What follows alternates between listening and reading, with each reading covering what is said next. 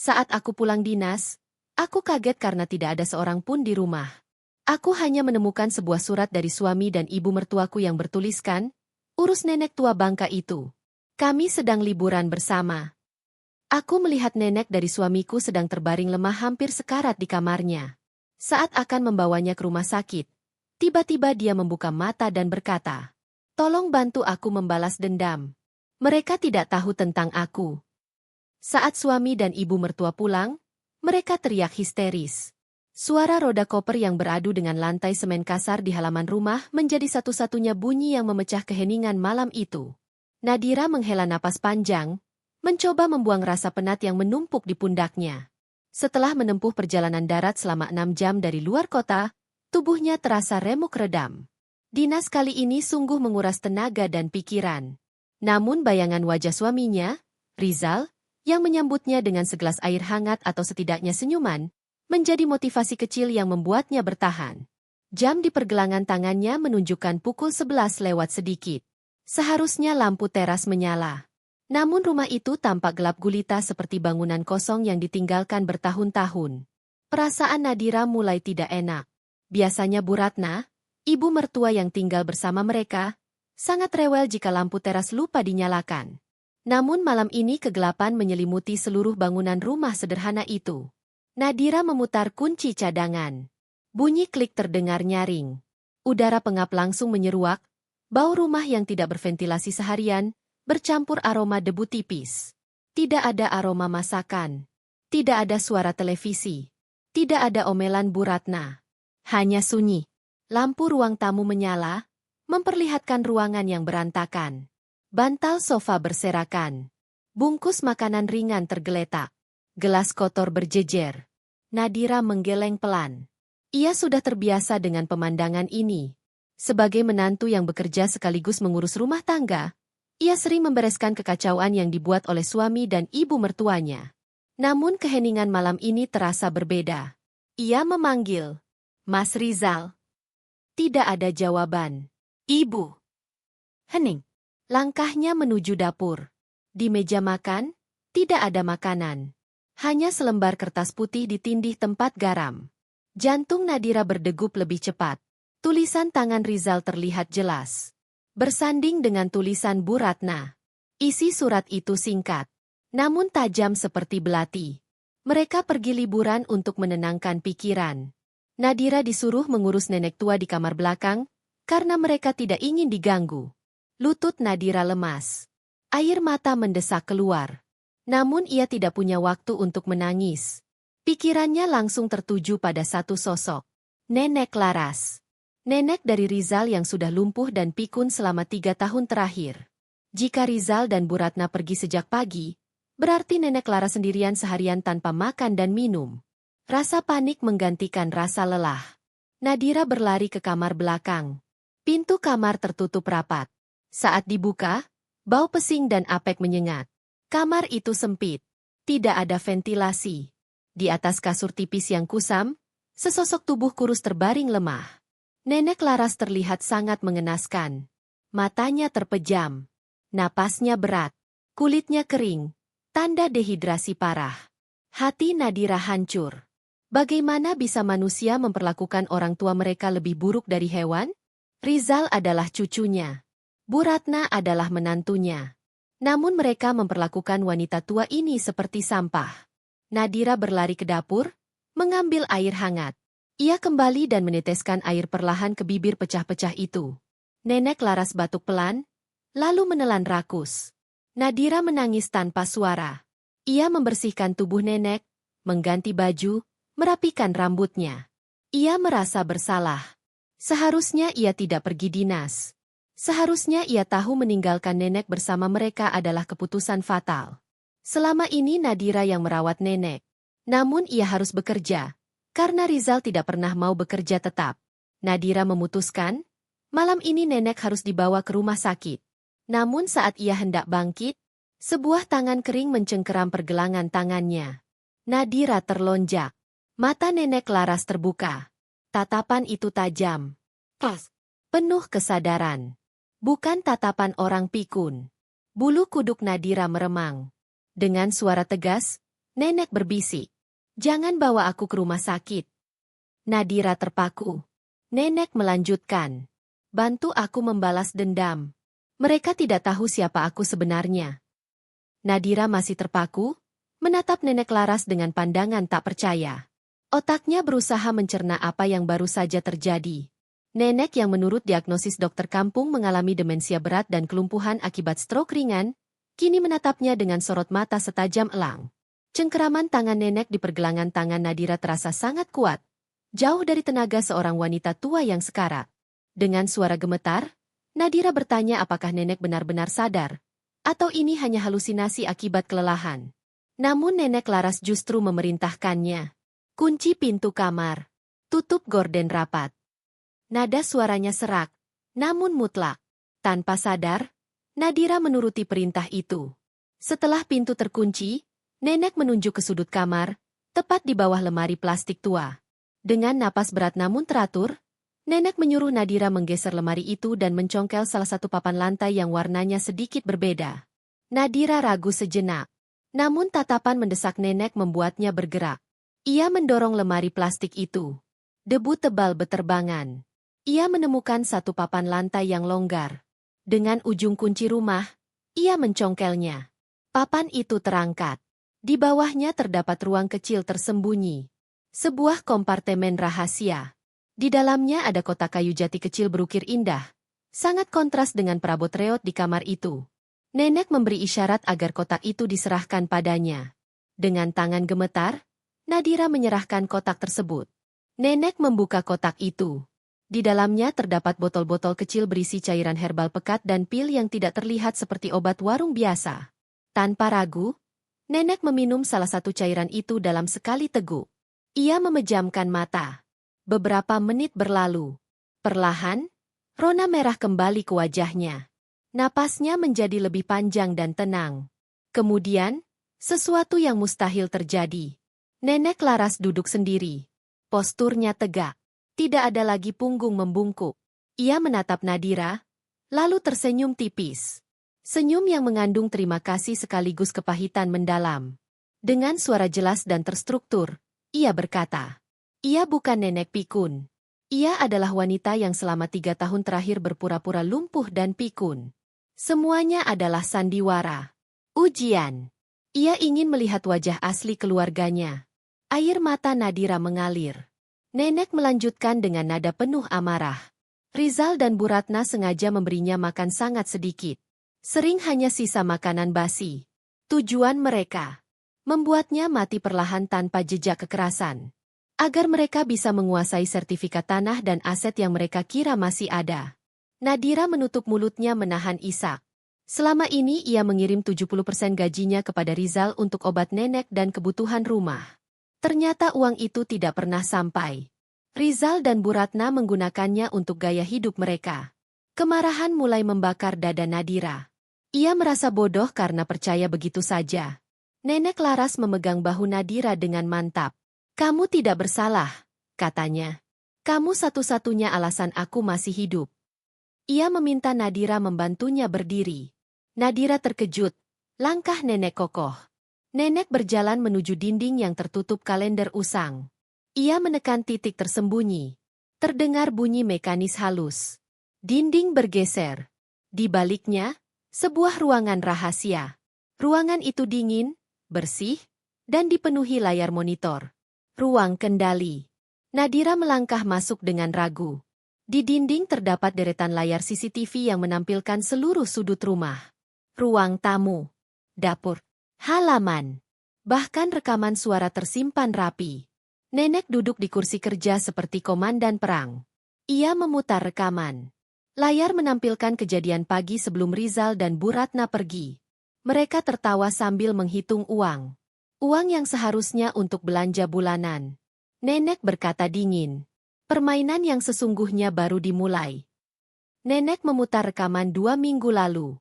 Di layar, Bu Ratna menonton TV sambil makan camilan.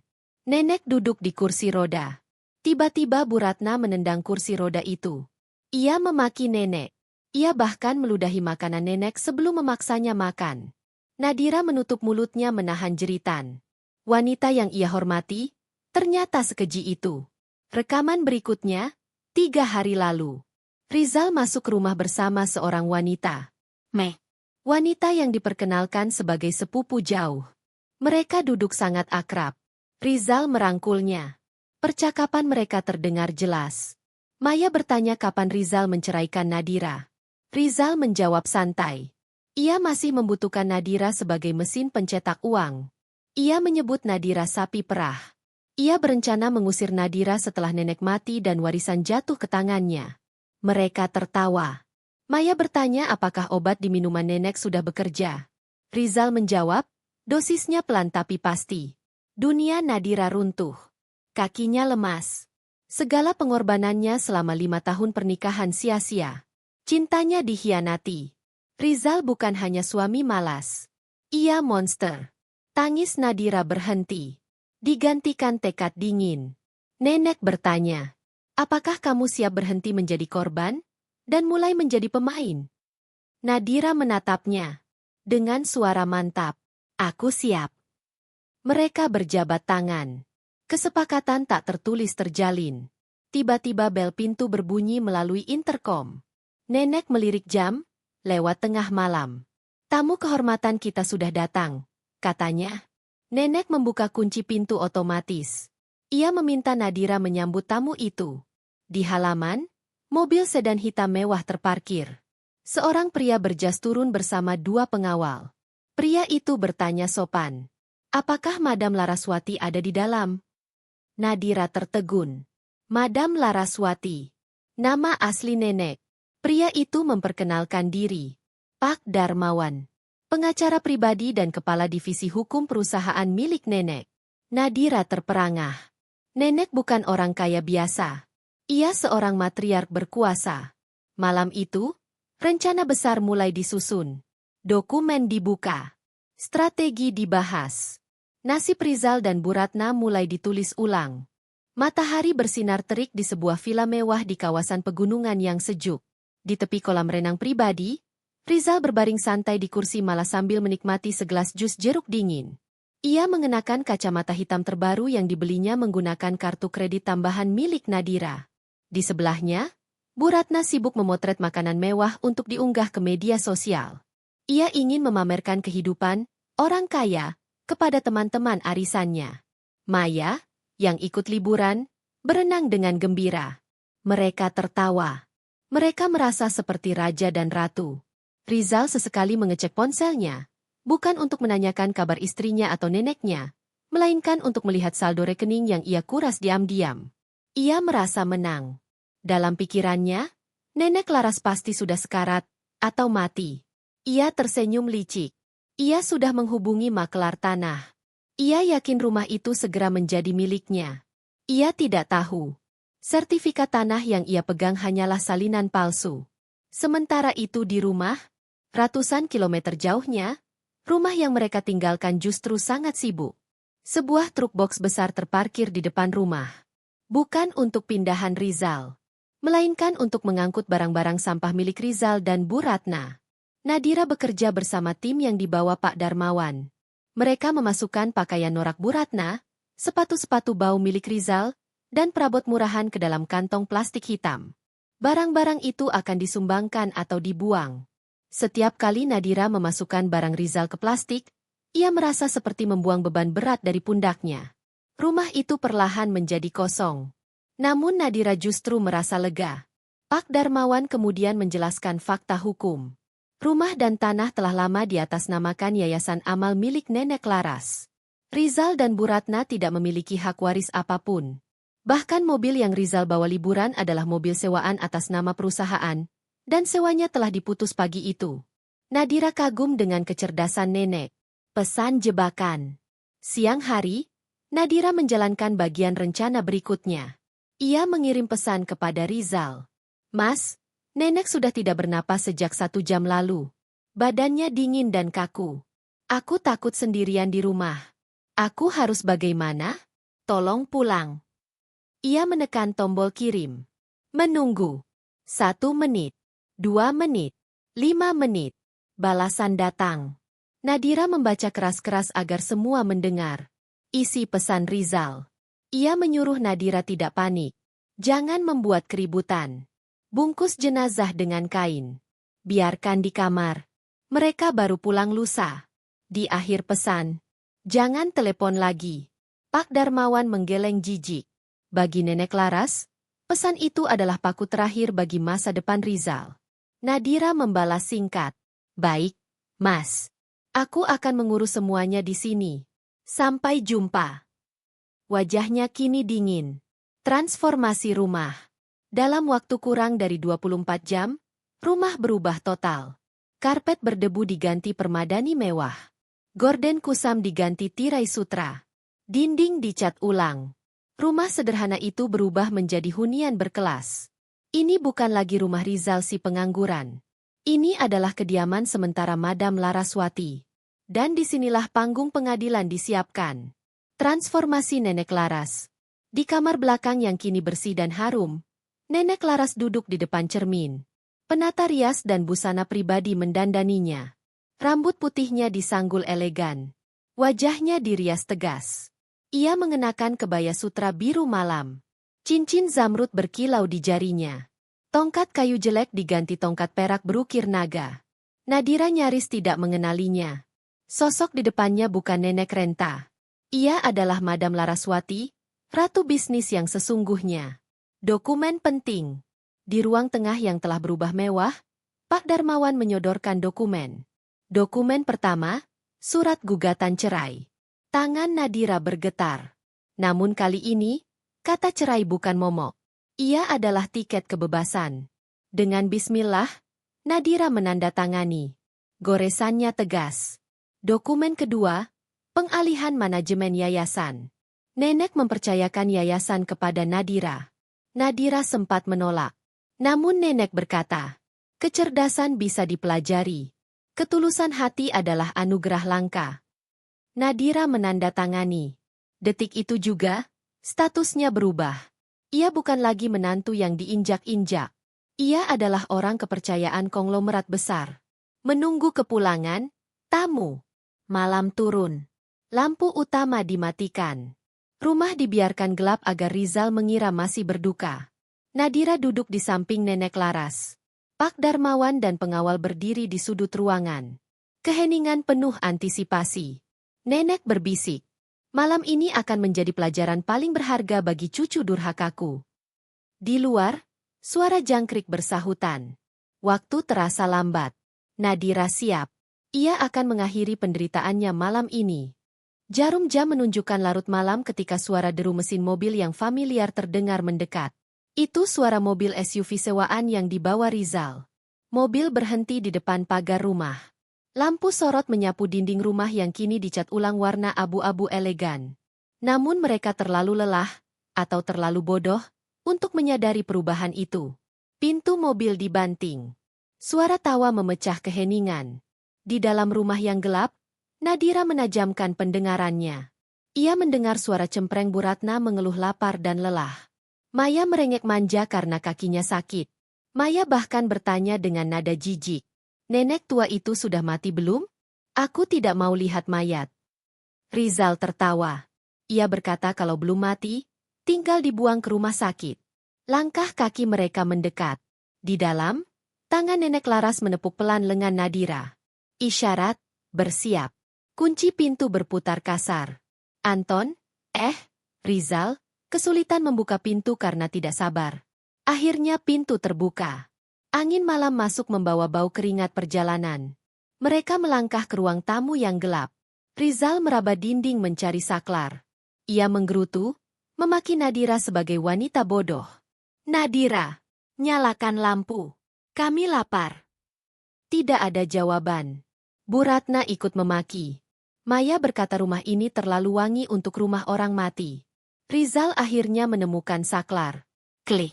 Cahaya menyingkap kebenaran. Lampu kristal menyala. Cahaya hangat membanjiri ruangan. Dan mereka membeku. Bu Ratna menjerit histeris. Maya melompat mundur menabrak Rizal. Rizal ternganga. Wajahnya pucat seperti mayat. Bukan karena melihat hantu. Tetapi karena melihat kemewahan dan sosok yang seharusnya sekarat. Ruang tamu berubah menjadi istana kecil. Mel. Berkilau. Dan di tengah ruangan, di kursi klasik berlapis bludru merah, duduk Nenek Laras. Kaki menyilang anggun. Tatapan tajam. Senyum sinis. Di tangan kanannya, cangkir teh porselen mengepul. Di sisi kanan kiri berdiri dua pengawal berbadan besar. Dan di sampingnya berdiri Nadira. Bukan Nadira lusuh. Ia mengenakan gamis krem elegan, wajah bersih, tatapan dingin. Setan? Itu setan? Teriak Bu Ratna gemetar. Ia terduduk di lantai. Maya bersembunyi di balik Rizal. Rizal menggosok matanya berkali-kali. Namun dinginnya AC dan aroma teh melati menegaskan, ini nyata. Nenek Laras meletakkan cangkir teh. Bunyi ting terdengar nyaring. Ia menatap Bu Ratna.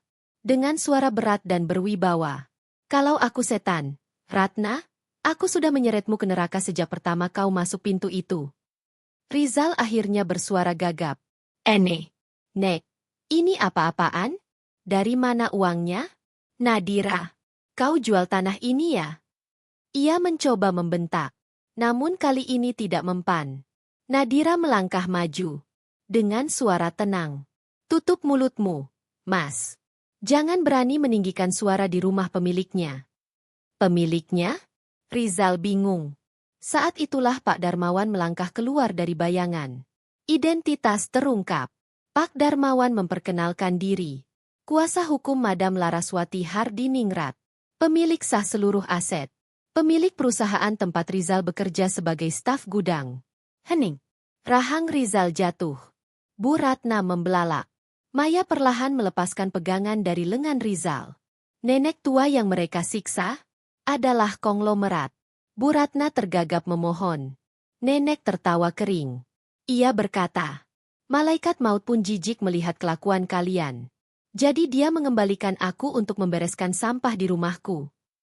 Dan malam ini pembersihan dimulai. Ego Rizal hancur. Rizal mencoba menyangkal. Ia menuduh Nadira mencuci otak nenek. Ia mengancam akan melapor ke polisi. Pak Darmawan dengan tenang membuka map. Ia menjelaskan. Posisi kerja Rizal diberikan atas instruksi Madam Laraswati, bukan karena prestasi. Rizal hanyalah titipan. Rizal terdiam. Ilusi kebanggaannya runtuh. Maya mulai menyadari Rizal bukan siapa-siapa. Pegangannya lepas. Ia mundur perlahan. Nadira menatapnya dengan jijik. Nadira kemudian membongkar. Mobil untuk Maya dibeli dari dividen yayasan yang digelapkan Rizal. Wajah Rizal semakin pucat. Notifikasi kehancuran. Ponsel Rizal berbunyi bertubi-tubi. Email HRD. Pemecatan tidak hormat. Tuduhan. Penggelapan dana. Rekening bank. Dibekukan. Kartu kredit. Ditolak. Dalam hitungan detik, Rizal menjadi miskin. Bu Ratna panik. Nenek berkata dingin. Aku hanya mengambil kembali milikku. Maya mencoba kabur. Maya berbalik menuju pintu. Namun pengawal menghalangi. Nadira berkata, jangan buru-buru pergi. Kamu juga bagian dari keluarga bahagia ini. Maya pucat. Rizal jatuh berlutut. Segalanya lenyap. Di hadapannya, Nadira berdiri berdaya. Karma datang seperti tsunami. Suasana ruang tengah berubah menjadi panggung drama yang menyedihkan. Rizal masih berlutut di lantai. Kepalanya tertunduk. Di sampingnya, Bu Ratna menangis meraung-raung. Tangisan itu bukan penyesalan tulus. Itu tangisan ketakutan akan kemiskinan. Bu Ratna merangkak mendekati kaki Nenek Laras, mencoba menyentuh ujung kebaya sutra nenek. Ia memohon ampun, menyebut hubungan darah dan kenangan masa lalu. Bu, Anton cucu kesayangan ibu, jangan begini, kami mau tinggal di mana? Air mata buaya membasahi pipinya. Nenek Laras menarik kakinya, menghindari sentuhan itu seolah tangan Bu Ratna membawa penyakit. Dengan wajah dingin ia berkata, di mana rasa keluarga itu saat kalian membiarkanku kelaparan 2 hari? Di mana rasa sayang itu saat kau menendang kursi rodaku? Ia menegaskan, ia tidak punya menantu bernama Ratna.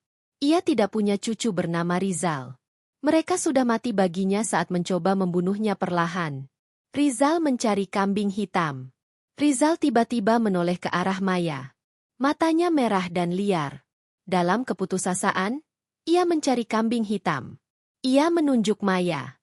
Ia berteriak bahwa semua ini ide Maya. Ia menuduh Maya yang menyuruhnya tidak memberi makan nenek. Ia berharap nenek akan luluh jika ia menyalahkan orang luar. Semua gara-gara perempuan ini, Nek. Dia yang goda aku. Maya membongkar segalanya. Maya terbelalak. Rasa takut berubah menjadi kemarahan. Ia tidak mau menanggung semuanya sendirian. Ia menjerit. Bohong. Mereka berdua yang merencanakan semuanya. Mereka yang beli obat terlarang. Mereka yang campur obat penenang ke teh nenek. Ia mengungkap rencana overdosis perlahan. Ruangan terasa membeku. Nadira tersentak. Ia tidak menyangka mereka sekeji itu. Wajah nenek Laras mengeras. Pak Darmawan mengangguk. Cukup. Pengakuan sudah direkam. Polisi masuk. Pak Darmawan menekan tombol di ponselnya. Pintu samping terbuka. 3 petugas polisi berseragam masuk. Mereka sudah menunggu sejak tadi. Wajah Rizal dan Bu Ratna pucat pasi. Ini bukan lagi pengadilan keluarga. Ini pengadilan hukum. Tuduhan berlapis. Polisi membacakan hak-hak tersangka. Tuduhan. Percobaan pembunuhan berencana. Penelantaran lansia. Penggelapan dana perusahaan. Penyalahgunaan obat terlarang. Borgol besi berkilau di bawah lampu kristal. Bunyi klik saat borgol mengunci pergelangan tangan Rizal terdengar menyakitkan. Rizal meronta, berteriak ini rumahnya. Namun polisi menekannya ke dinding. Bu Ratna berguling menolak di borgol. Polisi wanita dengan tegas memborgolnya. Nasib Maya. Maya juga diamankan. Ia memang saksi kunci. Namun ia tetap tersangka pendukung karena mengetahui kejahatan dan menikmati hasilnya. Ia menangis sesenggukan. Riasannya luntur seperti badut yang menyedihkan. Kata perpisahan Nadira. Nadira berjalan ke koper-koper mereka. Ia mengambil tas plastik berisi baju kotor mereka. Ia berjalan mendekati Rizal. Dengan tatapan dingin, ia melempar tas itu ke wajahnya. Bawa sampah ini pergi, ucapnya tenang. Mulai detik ini kalian bukan siapa-siapa lagi. Bukan suami. Bukan keluarga. Hanya orang asing yang pernah menumpang hidup. Rizal menatapnya penuh kebencian. Ia mencoba meludah. Namun pengawal menepis wajahnya. Polisi menyeret mereka keluar. Teriakan Bu Ratna menggema hingga mobil patroli pergi. Setelah mereka pergi, Nadira berdiri di ambang pintu. Ia menatap masa lalunya dibawa pergi. Ia menarik napas panjang. Udara malam terasa lebih segar. Beban 5 tahun lenyap. Di belakangnya, Nenek Laras tersenyum tipis. Keadilan telah ditegakkan. Rumah itu sunyi. Namun kini sunyi yang damai. Awal hidup baru bagi Nadira dan sang ratu tua. Waktu berputar lambat bagi mereka yang jatuh dari menara kesombongan. 3 bulan telah berlalu sejak malam penggerebekan di rumah Nenek Laras. Proses hukum terhadap Rizal dan Bu Ratna berjalan ketat. Berkat bukti kuat dan kerja tim hukum Pak Darmawan, mereka terjerat pasal berlapis. Namun sebelum vonis penjara dijatuhkan, mereka menjalani penangguhan penahanan dengan status tahanan kota. Paspor disita. Rekening diblokir. Aset disita. Mereka tidak dipenjara secara fisik sementara waktu. Namun kehidupan di luar penjara justru lebih mengerikan. Kehidupan tanpa uang. Tanpa uang. Tanpa rumah. Tanpa kendaraan. Rizal dan Bu Ratna menjadi gelandangan di kota sendiri. Teman sosialita Bu Ratna memblokir nomornya. Saudara jauh menutup pintu. Takut terseret kasus. Maya, yang menjadi saksi kunci, dilepaskan dari tuntutan berat. Namun hidupnya hancur. Wajahnya viral sebagai pelakor dan pelaku kejahatan. Ia dipecat. Diusir dari kos. Menghilang membawa aib seumur hidup. Kehidupan di jalanan. Siang itu matahari membakar aspal. Di emperan toko elektronik yang tutup, 2 sosok duduk meringkuk di atas kardus. Mereka adalah Rizal dan Bu Ratna. Penampilan mereka mengenaskan. Rizal mengenakan kaos bolong. Wajahnya penuh brewok. Kulitnya terbakar matahari. Bu Ratna tampak tua dan layu. Rambut kusut. Gamis bau apek. Perut mereka berbunyi. Sejak pagi, mereka hanya minum air keran masjid. Pertengkaran nasi sisa. Rizal melihat sisa nasi bungkus di tong sampah. Insting bertahan hidup mengambil alih. Ia mengambil nasi itu. Namun Bu Ratna merebutnya. Terjadi pertengkaran memalukan. Mereka saling tarik, saling maki. Bu Ratna berteriak ia berhak makan dulu karena melahirkan Rizal. Rizal menyalahkan ibunya atas karma ini. Nasi itu robek. Isinya jatuh ke trotoar. Mereka terdiam menatap nasi bercampur pasir. Orang-orang merekam. Mereka menjadi tontonan. Aib mereka viral. Pertemuan terakhir. Di tengah keputusasaan, sebuah sedan mewah hitam melaju pelan. Kaca jendela belakang turun. Di dalamnya duduk Nadira. Cantik, tenang, berkelas. Ia mengenakan hijab satin lembut. Di pangkuannya tablet kerja. Ia kini wanita karir yang sukses. Tatapan mereka bertemu. Rizal berharap melihat kemarahan. Namun yang ia lihat, tatapan datar. Seolah ia hanya bagian dari pemandangan jalan. Rizal berlari mengejar mobil. Ia memohon maaf. Berjanji berubah. Meminta kesempatan kedua. Tangannya mencoba meraih pintu mobil. Namun Nadira tidak menoleh. Dengan gerakan anggun, ia menekan tombol. Kaca jendela naik perlahan. Menutup akses Rizal ke dunianya. Mobil melaju lebih cepat. Rizal terjatuh di aspal panas. Ia menangis meraung. Ia telah membuang berlian demi bangkai. Kini ia harus memakan bangkai itu sendirian. Karma datang dengan cara paling puitis. Vonis pengadilan. 1 tahun kemudian, palu hakim diketuk. Vonis. Rizal, 12 tahun penjara. Bu Ratna, 10 tahun penjara. Terbukti percobaan pembunuhan berencana dan penelantaran lansia.